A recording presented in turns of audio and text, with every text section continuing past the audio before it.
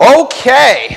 For those of you who are new to a class that I teach, I try to stay pretty close to the notes because we cover a decent amount of material and we move quick. So if you have not yet taken the picture of the QR code, there is physical copies in the back if that's more your speed. We are going to be covering over the next 12 to 13 weeks a class entitled From Eve to Woman. I want to establish the premise before we jump into the class so we kind of have a direction of where we're going. In Genesis chapter 1, God makes man and woman. That is one of the more basic stories in Christianity. However, one of the things that's most interesting is God gives woman a name. The name he gives her is Aisha. Now, later on in Hebrew, this would become the word synonymous with woman, but originally it was a title, a name for the image bearer.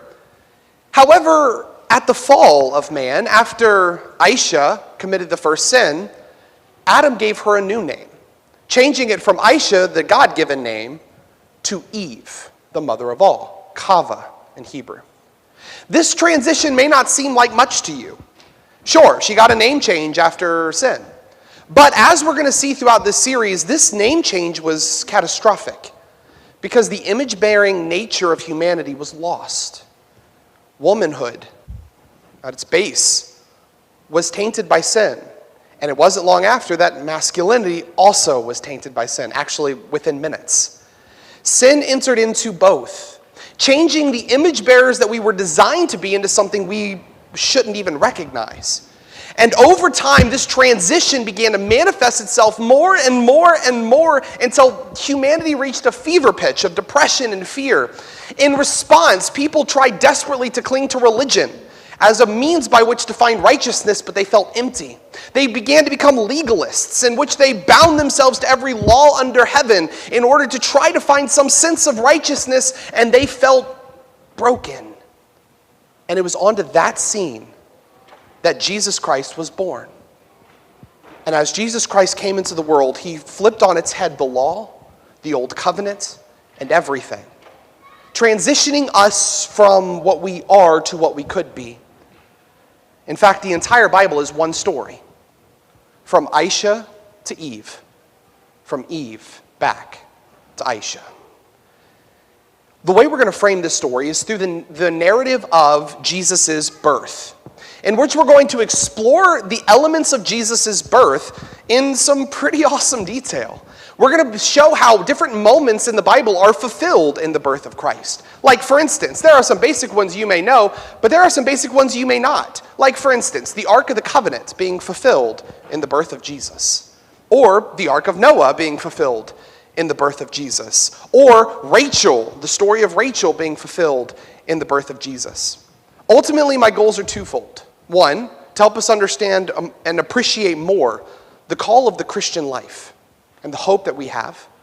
But secondarily, to teach us how to be able to read the Bible interconnected and find the way that threads run through the scriptures, learn how to pull one and see where it lands, and see how Christ is the fulfillment of all of them. So, I just gave you the 13-week class in a nutshell. You are now free to tune me out for the next 13 weeks. But before we jump into the story that we are going to be primarily focusing on, that being the birth of Jesus, there's a couple of things along the way that we need to understand. One of them, perhaps most importantly, is context. When I was going to get my undergraduate degree and then recently back in school because apparently I'm a glutton for punishment, one of the things that we're constantly drilled is finding contexts.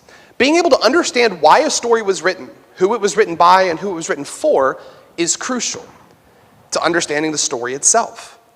One of the biggest mistakes that we often make in biblical tradition is that we are 21st century Americans. And when we go to the Bible, our tendency, whether we mean to or not, is to read the story within the lens of a 21st century American.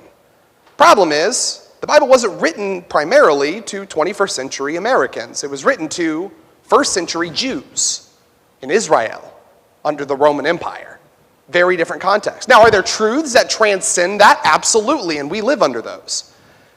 But sometimes the stories they use, the parables that Jesus would have, the references he would make are lost on us if we don't understand context. So tonight we're going to establish context, looking at the life and time of one of the key characters, Mary. Obviously, you can't have a birth without a mother, so we're going to start there. And we're going to be exploring the story of Mary. What happened before she got Jesus, what happened during her time with Jesus, and then after, what her role was in the raising of Jesus. And along the way, we're going to learn a lot of interesting things about her, but what's even more exciting is the way that these little moments that we can learn begin to change the way we view the whole narrative. So, context, context, context. That's where we're going to start this whole series.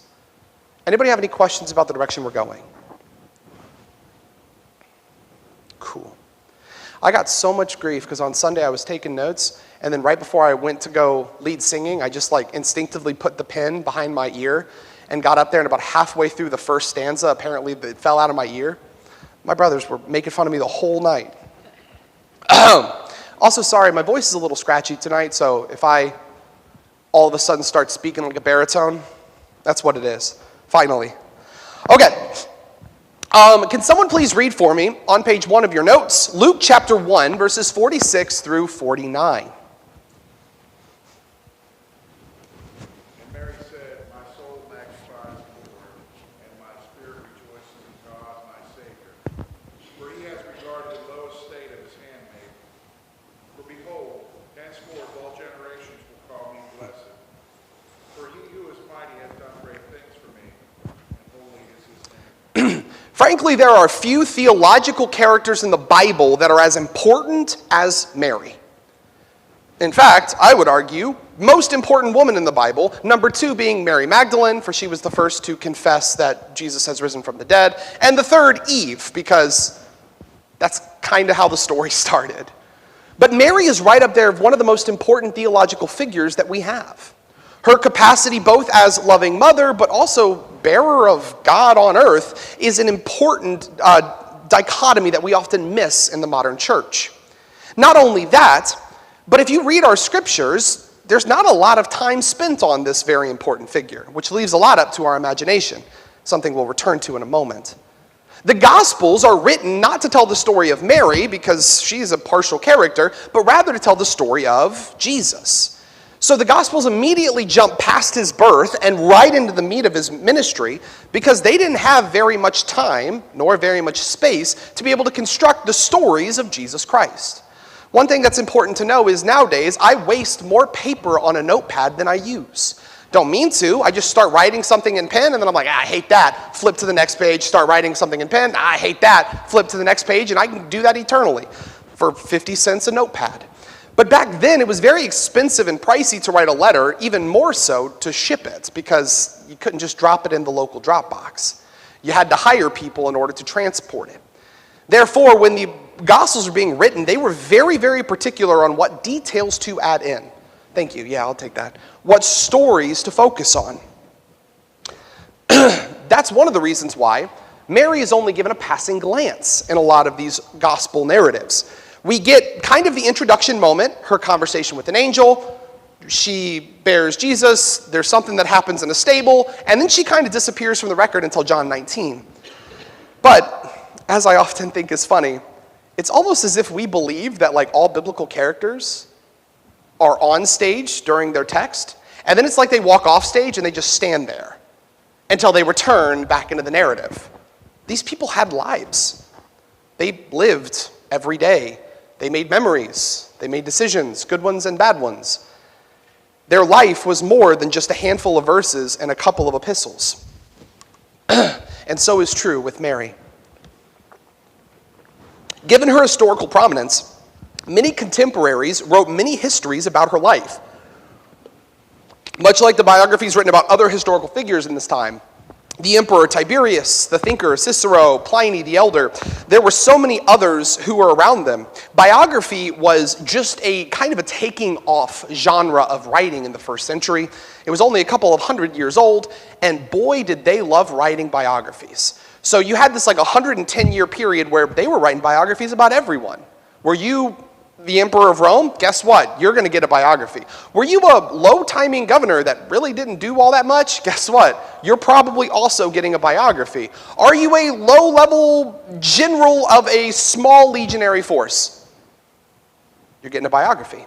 Everyone did. And that's true with Mary as well. In its simplest form, these histories provide the lives and legacies that the Gospels didn't have time for. And this is true not just of Mary, but of Peter and of Andrew and of James and of so many others. Again, there is a tremendous benefit of exploring context in and around Scripture. By knowing who is in the story, where they've come from, who is receiving it, and what they're trying to do, you can cultivate a deeper understanding of the story itself. If I come walking in here wearing a suit like this, or whatever, this is Bishop Darby's version of a suit. I don't wear black ever. But, I come walking in like this, there's a context to why, right? Especially because, Josh Nyhoff saw me in the parking lot and goes, what, do you have a wedding or a funeral after this? Context matters. When I come walking in, if I look tired and angry and upset, you're immediately curious, right? What happened outside those doors to make you act the way you're acting inside of them? The context matters. When Mary pops in the screen, and for the first time she reveals herself in Scripture, she's coming from a distance. She's lived a life. She's followed a path. And that path shapes the decisions she makes. To address the elephant in the room, we as Protestants have a real problem with Mary because of the veneration given to her by Catholics and Orthodox. This is the pendulum that's pretty typical, right? There's a good Bible character with a lot of lessons we can learn, a hero of faith. But because one group takes it this far, what is our response? We take it this far. Now I say Mary in a Protestant church and I can feel people like, oh, we're going to talk about her? It's important. The Bible identifies her as important. And frankly, we should too. Not saying we should offer some Hail Marys. You're not going to come in here one week and see an icon of Mary on the stage.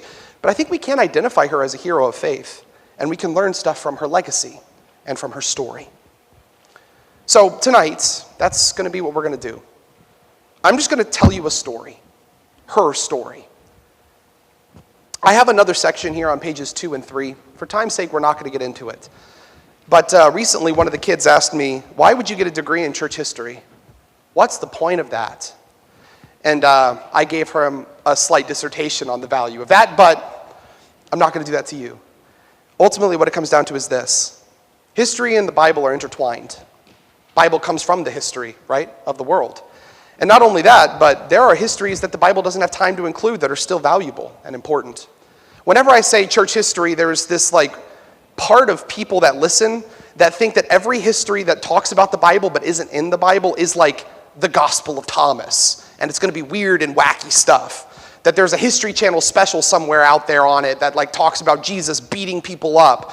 Or they believe that it's some mysterious mumbo jumbo in a Dan Brown novel. But the actuality is most histories that are about the Bible are boring. They're just histories.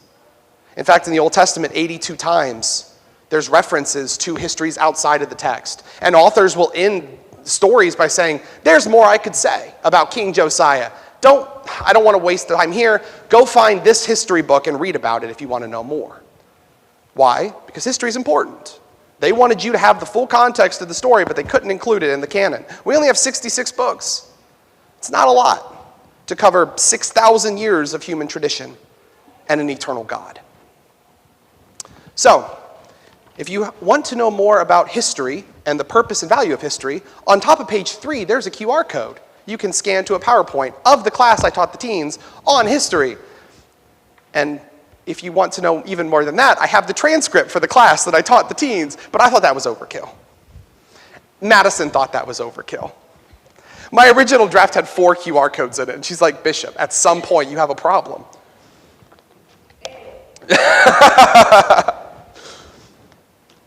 So, let's talk about the history of Mary. Page 3. Luke chapter 1, 26 through 31. Look at It did it again, man. I did catch it this time. It's one of those moments where I really wanted people to see that, because that was one of the most athletic things I'll do ever. I know you look at me and you think, wow, what a superb athlete. But no, in fact, not at all. Joy, you didn't have to laugh that hard, okay? I mean, you could have given me a little bit of encouragement. Okay. You don't understand how I am bleeding inside. Oh, man. Okay, Luke chapter 1. Luke chapter 1, verses 26 to 31. Can someone please read that for me? In the 6th month, the angel Gabriel was sent from God to the city of Galilee named Nazareth, to a virgin engaged to Mary, of the house of David. The virgin's name was Mary. And he came to her and said, Hail, full of grace, the Lord is with you. But she was greatly troubled at the sound, and considered in her mind what sort of greeting this might be. And the angel said to her, Do not be afraid, Mary, for you have found favor with God. Behold, you will conceive and will bear a son, and you shall call him. Okay, so this is where the biblical narrative begins on the life of Mary, but there is about 14 to 15 years that happened before this. These 15 years are actually well documented because Mary was quite a popular figure, and there was a lot of people who were already writing who decided to write about her too. For the first, probably 70 to 80 years of church history, there's a lot of things that are picked up and written about. Different stories that we often don't incorporate in our canon because we didn't have that much space. And there is a variety of histories that prioritize the life of Mary. The narrative I'm about to run you through, the story of Mary I'm about to share, is compiled from a variety of sources that I have listed for you. Again, if you're a nerd, you should read them. They're really fun. If you're not a nerd, then you can just kind of glaze over and nod at me a couple times, and then we can get back to it. The first source that we're going to be using is called the Proto-Evangelium of James. It is a document written probably around 70 to 80 AD, and it is self-identified as written by James, the guy who wrote our epistle of James, a relative of Jesus. We see this in his final signature of the Proto-Evangelium when he says, I, James, wrote this. That is, in fact, pretty compelling argument. Furthermore, in this story, if you read it along, he identifies that he was there at the birth of Jesus, a story we'll get to in a moment, making him the only first-hand witness to ever write about the birth of Jesus. Now, did he actually write it? Some people say yes, some people say no. Either way, the story reveals what the first century church thought happened. Second is a book called Against Heresies. It was written by a guy named Irenaeus of Lyon. He was a disciple of John the Apostle and John's disciple Polycarp. He wrote 2 books, Demonstration of Apostolic Preaching. He also wrote a lot about Mary's life. First Apology, written by a guy who was unfortunately named Justin Martyr, unfortunate because he in fact was a martyr. And The Letter to the Ephesians, written by a guy named Ignatius of Antioch, a disciple of John. And the Apologia, written by Aristides, one of the most incredible writers, who wrote to Emperor Hadrian himself, the Emperor of Rome, giving the first ever account of the gospel to a Roman emperor. Cool stories in these people, but tonight's not a story about them. There are also other sources you can look at that are pretty ancient, but not as old. Sylvester's Santa Maria Antiqua, Jerome's The Virginity of Mary, Maximus's Life of the Virgin, and the Edict of Ephesus. Why I incorporated those, the world may never know. But there you go. Let's begin. Anna and Joachim had been married for roughly 22 years and were happily married, but the problem was they could never conceive of a child. Now, for a long time, this was not a problem. Joachim was a devout, faithful man who owned a smithing business that was quite successful and in multiple regions. Him and Anna lived a very happy and contented life. He was known for going into the temple daily and offering a double offering, meaning not only would he offer what he owed, but he would offer it for what he called the unknown brother. The person who wasn't wealthy enough or not in position to be able to come to the temple, he would offer a daily sacrifice for that person. This is a very compassionate man. In fact, Job chapter 1, verse 5, we won't read it for time's sake, Job used to do this too on behalf of his family. And perhaps the most beautiful story is 1 Samuel chapter 1. The day came, and Elkanah, the husband of the Old Testament character Hannah, now he used to give portions to his wife Peninnah and to all of her sons and daughters. But to Hannah he would give a double portion because he loved Hannah, although the Lord had not enabled her to have children.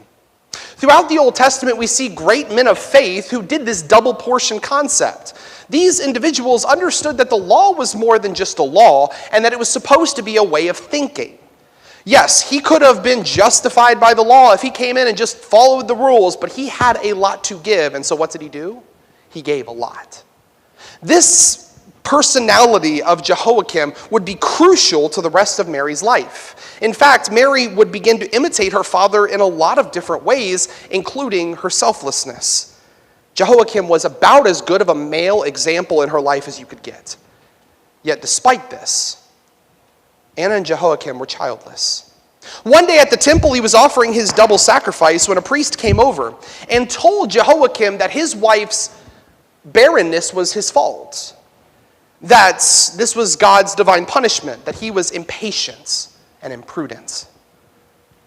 By the way, sermon inside of a class, how many times well-intended people have said things like this to people who are hurting, and it's caused monumental problems? Sometimes the best intended comments can still hurt really, really bad. Jehoiakim, completely broken, 22 years of barrenness and his dedication to the Lord, he went on what's called the Elijah fast. This is a reference to what Elijah did in 1 Kings 19, giving up a lot of things and running off into the wilderness for 40 days. Problem is, he never came home and told Anna what he was doing.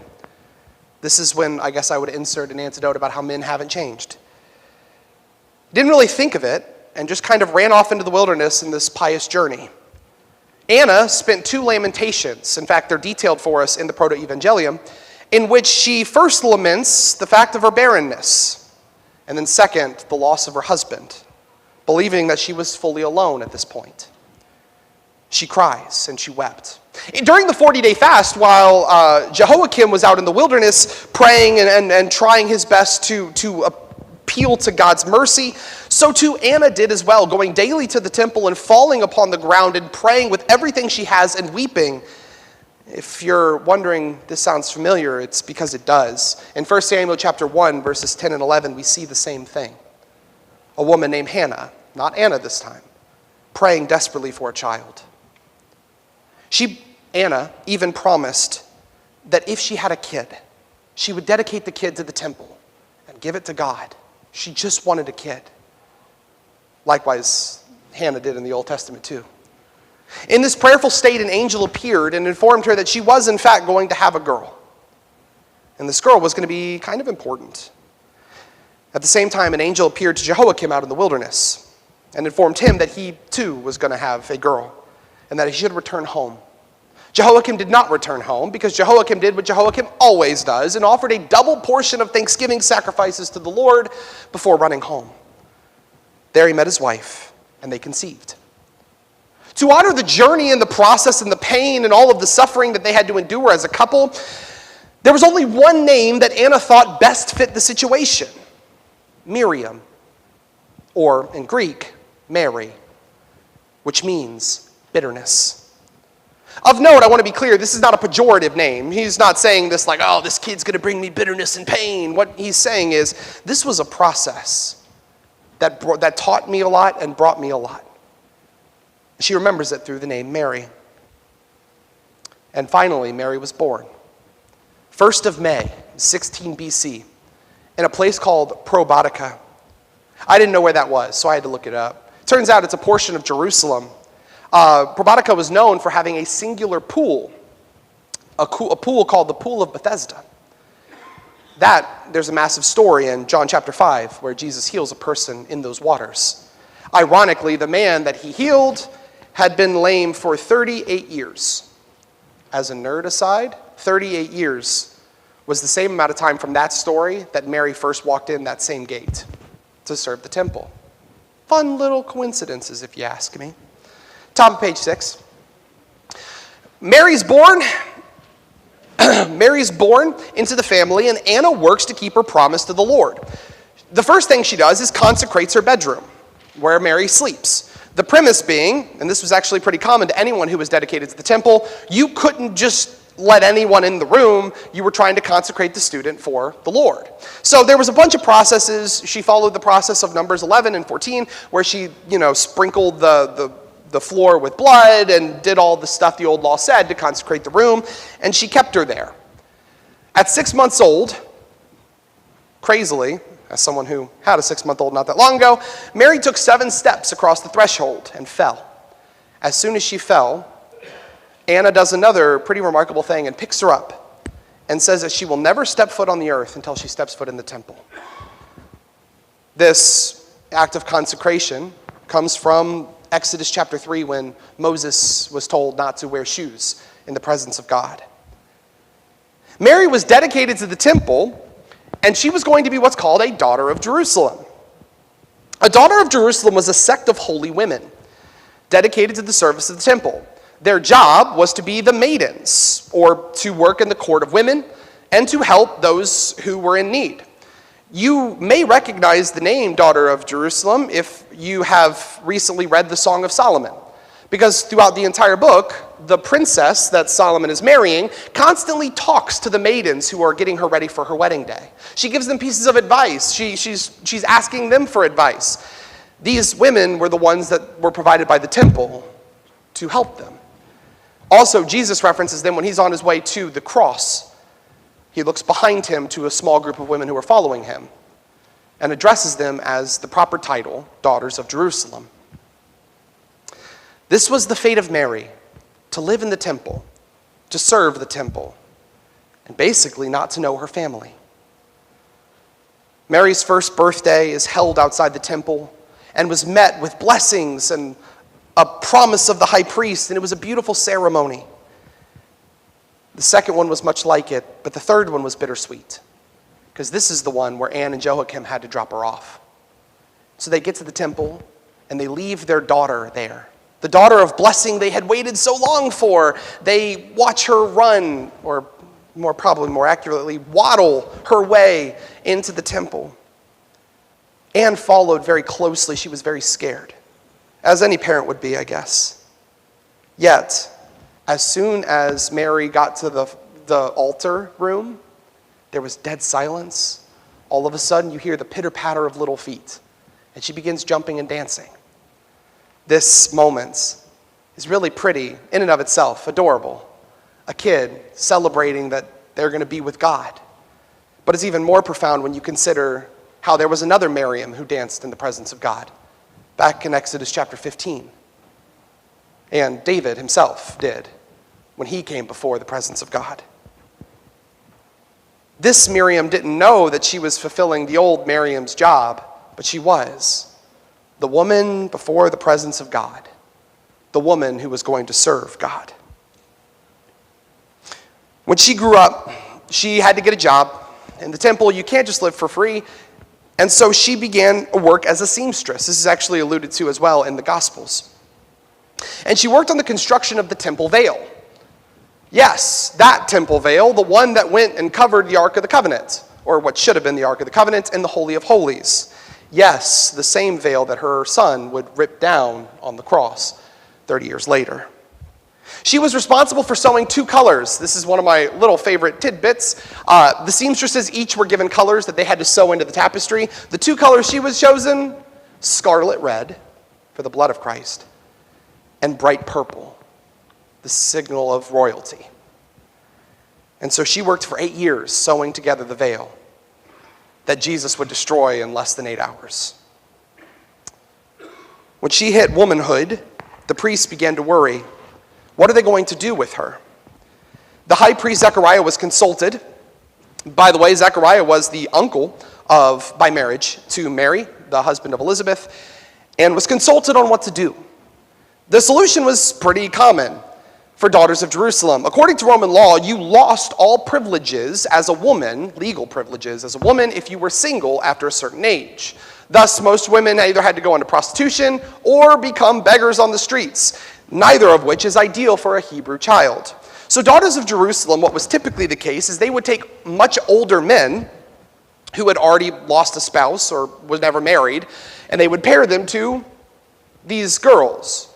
The premise being, legally they're married. In actuality, they continue to live at the temple. The husband lives elsewhere. They carry on. So when it came to Mary, that's what they did. They followed the same path. They got all the older men together who were willing to take in this role. They explained the situation. They cast lots. And the lot that was chosen was to a carpenter named Joseph, a widower, according to the stories. And as his name was called out, something crazy happened. The staff of Zechariah's staff budded, and a dove flew by over the head of Joseph. Both of these are signs from Numbers 17, a reference that I have in the notes, but I'm not going to read for time's sake. Once again fulfilling the scriptures, indicating that this whole set of events is something different. In fact, it was at this point that many people in the temple started paying notice. Something was different. Something was going on. If you've ever noticed and thought it odd that when Jesus started his ministry, he was a relatively unknown carpenter's son, right? And yet everywhere he seemed to go, there were large crowds of temple followers around him. You ever find that odd? Why did the temple followers care about a random carpenter's son from Nazareth, especially early in his ministry before he really did anything? The answer is because of moments like this. They were already on high alert that this Jesus guy and his family was different. That's why they were constantly going everywhere with him, trying to identify who this was. So, Joseph accepted his task, didn't want to, kind of fought it for a while, but guess what? God has a way of winning those kind of arguments. Don't know if you know this, but he's pretty stubborn. And Joseph did decide to follow suit, marrying Miriam. And while he was away, preparing the house that they were going to live in, Mary was met by the angel of the Annunciation, Gabriel. That's what we just read, right? Hail, favored one. The Lord is with you. That whole story. We're going to skip some of the gospel narrative stuff here because that is a story that we will get to multiple times, and also many of us already know it. A couple stories that we don't know. Mary was pregnant. Joseph and her were called before trial, before the priests, given that they believed that Joseph had broken his covenant and Mary had committed an indiscretion. This was a big deal because this could have led to death. They did what the law demanded in Numbers chapter 5, giving them this nasty water stuff called Mara, ironic, and they drank it. The premise being that if they were honest, then it would have no effect on them. If they were dishonest, a lot of bad stuff. The woman would lose the child. There would be a lot of pain. The husband, his thighs would rot. I don't know why that was chosen, but it's not great. And so they did the test, and it came back clean on both of them. In fact, the priest didn't believe it, so they gathered them back up and said, okay, we're going to run this back. Try it again. And again, they both came back clean, and they tried it a third time just to be safe, and guess what? It came back clean a third time. This test proven true, they sent him away completely perplexed on what to do. As an aside, 2 of the 4 sources that I mentioned reveal that Nicodemus and Joseph of Arimathea both were in that council meeting. And both, at this point, were pretty amazed. Again, making sense of why Nicodemus chose to meet with Jesus in John 3. He had always been kind of interested in this pregnancy and the kid that would come from it. The story goes on, as you may know. The census was called. They had to go to Bethlehem. So on the way to Bethlehem, there's actually a really funny story from the Proto-Evangelium that makes me laugh every time because it's the most relatable thing to a man who has a pregnant wife. It says that she's walking along, and Joseph's walking, and he's deep in thought. What am I going to do? What are we going to do? This is crazy. This is scary. And then he turns back and looks, and Mary's crying. And he looks back around, and he says that for another mile, he's walking, and he's thinking to himself, now she's upset. How am I going to provide this? What am I supposed to do? I have no idea. And then he looks back, and Mary's laughing. And finally, he turns around and goes, you're laughing, and you're crying? What is happening here? And Mary's response is, there are 2 people in me, which is ironic on both fronts because, mood swing, but also literally, there's 2 people in her. Makes me laugh every time. It's the little things, guys. It's the little things. So they get to Bethlehem. You know the story. Try to find an inn. There is no inn. They go to a stable. And as soon as the labor starts, Mary's going into labor. Joseph panics because he's a carpenter's son and not a midwife. So he runs back into the town and he begins to ask, is anybody a midwife? My wife's giving birth. Come and help me. And he does. He finds one who's willing to help them. Well, kind of. Her name was Salome, which you may recognize from the New Testament. Salome was hesitant at first because in the old law, it was actually against the law to help provide a pregnancy, help in a pregnancy that was the product of sin. And so she was very worried. So she kept interviewing him. You said that your betrothed gave birth? Yes, in the process of it. Not your wife. No. Whoa, now wait a second. That's against the... So this goes on for a while. He has to explain the situation. As an aside, important note, engagement's not a Hebrew concept. That's actually not a concept until very recently. Like offering an engagement ring and then this weird inner period before you get married. In the old law, you were betrothed, which means that you were officially, that was your spouse. Betrothed meant that it was an unconsummated marriage. The word married meant that it was a consummated one. Both still had the same legal responsibilities, right? Legally, they were already married, but those were the two words used. So you can understand the confusion when he's like, I'm not consummated my marriage with my wife, but she's giving birth. You can get the problem. But finally, Salome was like, okay, whatever, got to the better of her. She just wanted to help people, so she comes running in. When she comes running in, she's not greeted with the sounds of a crying mother, but rather the sounds of a crying baby. Mary had already given birth. This was an amazement to her. How did she give birth that fast? And why didn't she hear any crying? This is actually tied to a prophecy in Isaiah chapter 66, verse 7 that says, before she was in labor, she delivered, and before her pain came, she gave birth to a boy. Isaiah 66, 7. On page 9 there. And then likewise, there's another story that it alludes to, Exodus 1, where the midwives were talking to Pharaoh, and God was forcing the babies to come out very, very quickly so that the Egyptians couldn't kill them. The babies, when they were first born, they could take them and hide them. It's pretty incredible stuff. And so it actually uses, nerd note, the Greek in both is the same. So it's obviously very much drawing on this story, indicating that this is a new Exodus, that a new Moses is being born. And like Pharaoh tried to, so Herod would try to kill Christ, but it didn't work. Salome was perplexed, and so she performed a examination to determine that she's still biologically a virgin, which threw her for a loop. She had no idea what to do with that. Claiming, as it was proven, that maybe Joseph wasn't lying. Maybe this baby really was born of a virgin. Because of this, Salome would follow Mary and Joseph. They would become very close friends. Now, in Mark chapter 15 and 16, Salome is used. Her name is Salome there. But Matthew and Luke give her a different name, Mary Salome. Or her married name, Zebedee, the mother of Zebedee, which is interesting because there were two very important sons of Zebedee, James and John. Again, starting to put into context, you ever thought it was kind of strange that two teenage boys were out on top of a boat? A random guy walks by and says, hey, follow me, and they just do? It's a lot less strange when Salome is spending their entire upbringing talking about the amazing virgin birth they saw of Jesus. And when that Jesus comes by and said, follow me, they had been waiting their whole life for that moment. Again, kind of cool how history makes sense of the scriptures.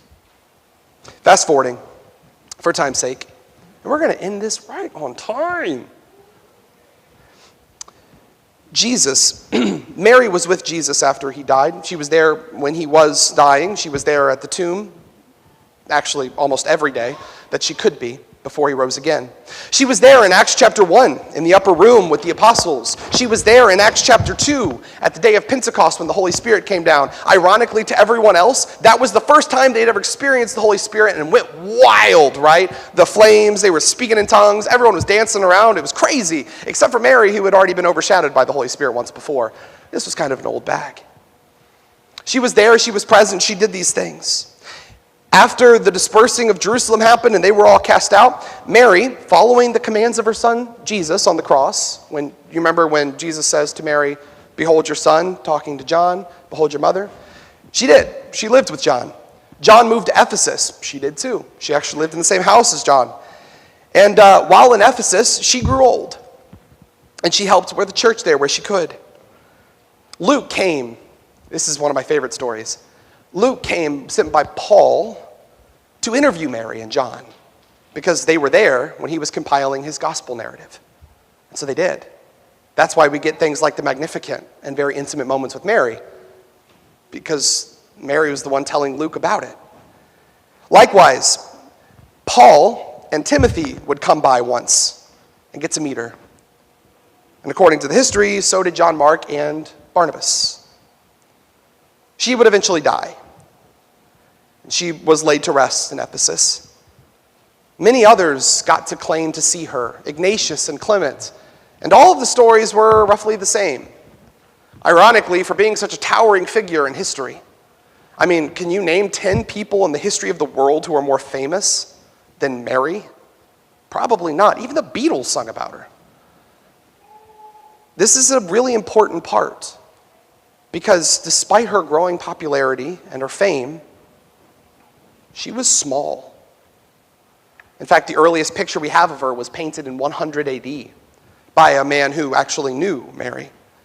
So it's the most accurate painting we have. Now, nowadays, it's basically a black and white fresco, and it's really hard to see what's going on in it. But one thing that's very obvious is she's very small and petite. Everyone talked about her the same way. She was clever. She kind of had a little bit of a biting humor, but she was very soft-spoken, very humble, and exceptionally generous. Just like Anna, just like Jehoiakim. And to some weird way, as we're going to talk about, just like her son. We spend a lot of time talking about Jesus, as we should. But we spend a lot of time talking about Jesus and his characteristics with the Father. His characteristics very similar to the Father. But his mannerisms weren't like the Father. His mannerisms were like the mother. How many times did Jesus sit at the kitchen table and fold his hands the same way Mary did? How many times did, every time he stood up, he make a little grunt just like his mom used to? Was his laugh the same? These are the kind of things that are important. Because yes, the Father did teach him his essence, but the mother showed him generosity when he was growing up.